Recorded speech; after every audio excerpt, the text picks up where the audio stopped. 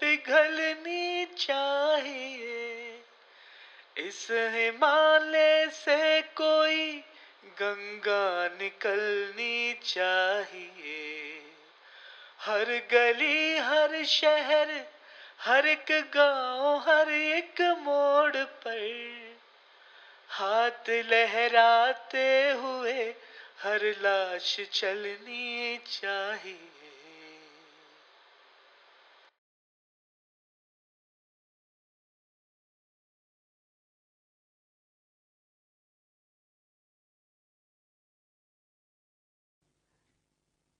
लोकतंत्र यानी लोगों का शासन।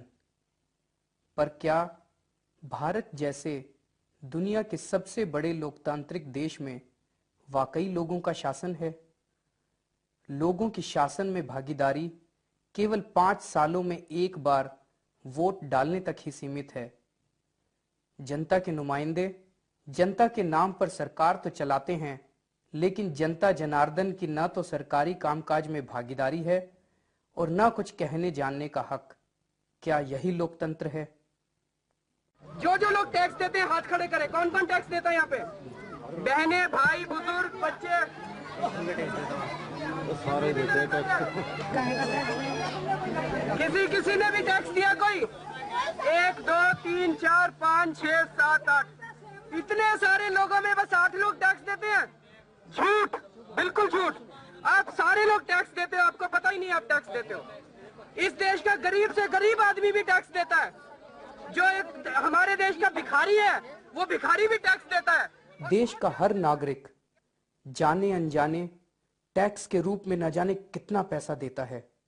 एक बच्चा पैदा होता है, उसको जो सबसे पहला इंजेक्शन लगता है उस पर भी टैक्स होता है, और जब आदमी मर रहा होता है उसको जो आखिरी दवा दी जाती है, मरते मरते बेचारे को इंजेक्शन जो लगता है उस पर भी टैक्स होता है। पैदा होने से लेकर मरने तक आदमी सरकार को पैसे देता रहता है, टैक्स देते रहता है। उस टैक्स का मालिक कौन है? सरकारी अफसर है कि हम हैं? हम हैं इस टैक्स के मालिक। किसी को शक है इस बात पे? हम हैं इस टैक्स के मालिक। और जो सरकारी अफसर है वो तो हमारे नौकर है, क्योंकि उस टैक्स से उनको तनख्वाह मिलती है, हमारे पैसे से उनको तनख्वाह मिलती है। तो सरकारी अफसर हमारे और मंत्री सारे हमारे, हम मालिक हैं और वो लोग नौकर हैं। इस देश का मालिक कौन है? लेकिन मालिक और नौकर के इस रिश्ते में पिछले 50 सालों से आज तक मालिक ने नौकर से हिसाब ही नहीं लिया। उसे मालूम ही नहीं कि पाई पाई जोड़कर जमा की गई उसकी पूंजी कहां और कैसे खर्च होती है। वो तो ये भी नहीं जानता कि अपना हिसाब मांगे तो कैसे मांगे। जनता जाती तो अफसर उन्हें धक्का देते, एक तो पैसा लेते और दूसरे ललकारे खाने पड़ते हैं जनता को। सूचनाओं और जानकारियों का न होना ही लोगों की इस दुर्दशा का कारण है। 2 अक्टूबर 2001 दिल्ली सरकार ने आम नागरिकों को सूचना का अधिकार दे दिया, लेकिन जनता तो ये भी नहीं जानती कि उनकी बस्ती की दुर्दशा का सूचना के अधिकार से क्या लेना देना। जनता को यह बताने का बीड़ा उठाया परिवर्तन ने। पूर्वी दिल्ली की 2 पुनर्वास बस्तियों सुंदरनगरी और नई सीमापुरी में पिछले 2 सालों में दिल्ली नगर निगम द्वारा विकास कार्यों पर किए गए खर्च का हिसाब मांगा गया। अरे ये भूखे नंगे कराते रोज ही दंगे, देश का लूट के पैसा गधे से हो गए भैंसा, पता गए टेलीफोन सुनी ना डायल टोन, तहलका.com यही है इनका काम। हवाला परिवर्तन के कार्यकर्ता हिसाब लेकर जनता के बीच गए और उन्हें बताया कि उनके क्षेत्र के विकास के नाम पर कागजों में कहां और कितना खर्च हो चुका है। साथियों, आपके ब्लॉक में, आपकी गली में पिछले 2 सालों में जितना भी सरकार की ओर से कामकाज कराया गया है, कितना पैसा लगना था, कितना हकीकतन खर्च किया गया, कितना खा लिया गया और दबा दिया गया, इसके 2 साल के पिछले सरकारी कामकाज के हिसाब किताब के बारे में, आपकी गली के बारे में, आपके पैसे के बारे में बातचीत करनी है। केवल 10 मिनट के लिए पार्क के कोने कमरे में इकट्ठा हो रहे हैं। आप लोग का केवल 10 मिनट का वक्त जाया करेंगे। लाल किले की कहानी पर आपसे बातचीत नहीं करनी, ये आपके अपने पैसे का हिसाब किताब है, आपकी गली में हुए काम का हिसाब किताब है। 10 मिनट का समय जरूर दें।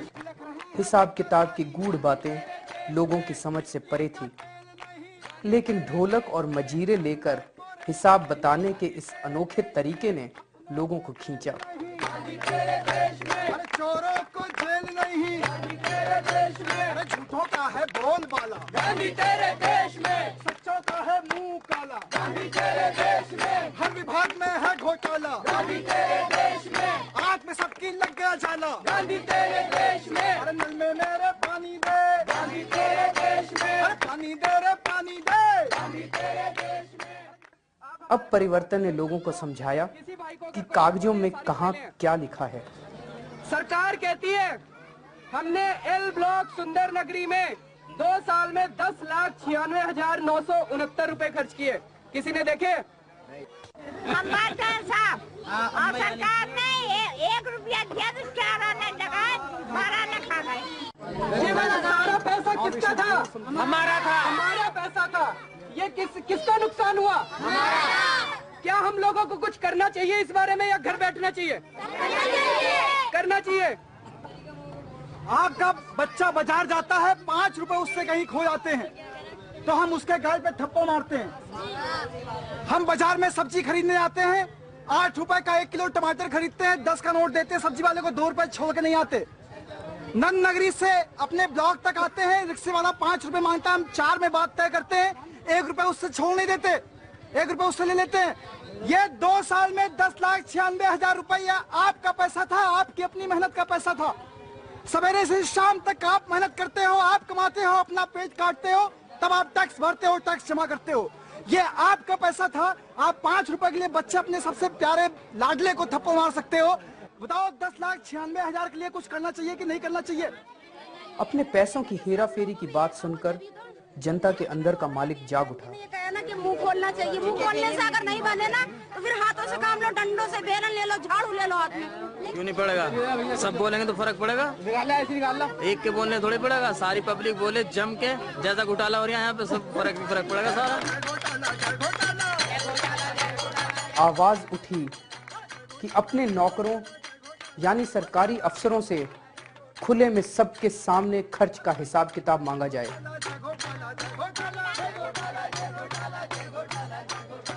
फैसला लिया गया कि 14 दिसंबर 2002 को जनता सुनवाई करेगी।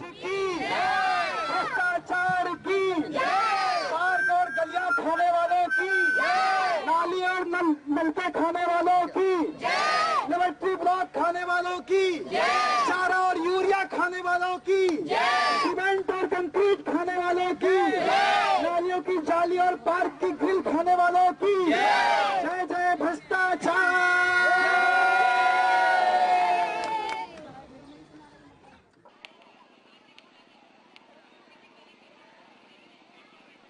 और फिर इसके साथ ही शुरू हो गई जनता की अनोखी अदालत की तैयारी। सुंदर नगरी का एम ब्लॉक पार्क 14 दिसंबर के दिन जनता के इस अनोखे जुनून का गवाह बना।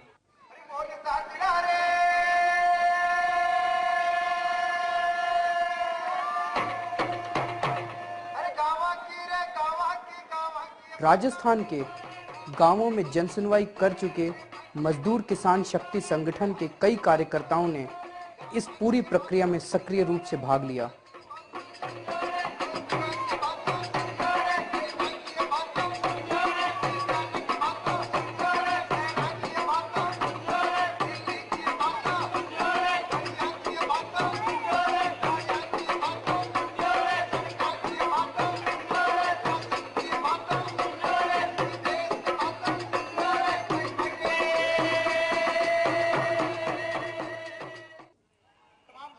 शहरी विकास के खर्च के हिसाब किताब को लेकर यह देश की पहली जनसुनवाई थी।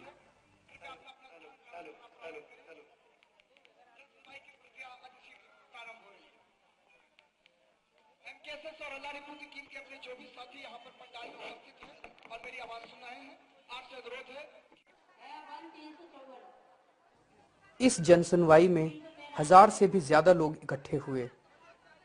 इनमें स्थानीय नागरिक, पत्रकार, समाज के गणमान्य लोग और कई दूसरे सामाजिक संगठनों के कार्यकर्ता मौजूद थे।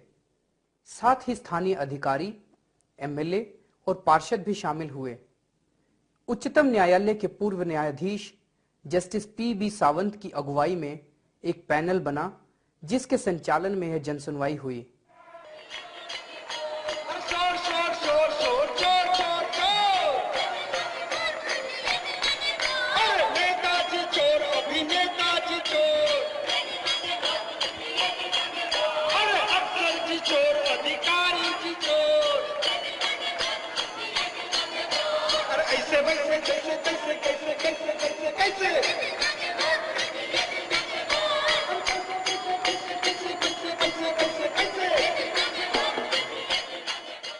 फाइलों के अंदर दबे कई रहस्य सामने आए। इन दोनों गलियों से अगर कोई लोग आए हैं या उसके आसपास से लोग आए हैं, क्या वो आके बताना चाहेंगे कि गली बनी कि नहीं बनी? नालियां तोड़ के दोनों गलियों में, एक गली में दूसरी गली में, दोनों गलियों में क्या नालियां तोड़ के बनाई गई? नहीं नहीं, ऊपर से ईंट रखी हुई है, दोनों में ईंट रखी हुई है, दोनों में ईंट रखी हुई है, दोनों में रट्टे लगाए। दोनों तरफ गलियों के क्या लोहे की नई जालियां लगाई गई? नहीं नहीं, केवल गलियों में नहीं लगी है।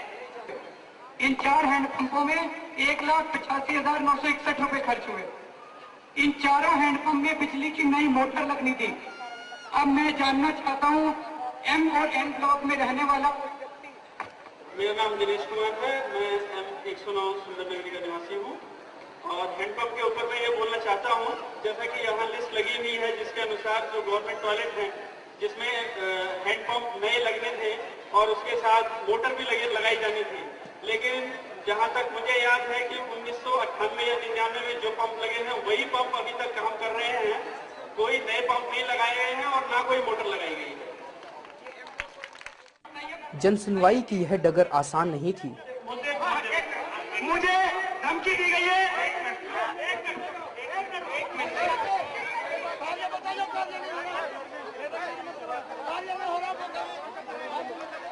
व्यक्तिगत स्वार्थों और राजनीतिक महत्वाकांक्षाओं वाले कुछ लोगों को यह हजम नहीं हुआ।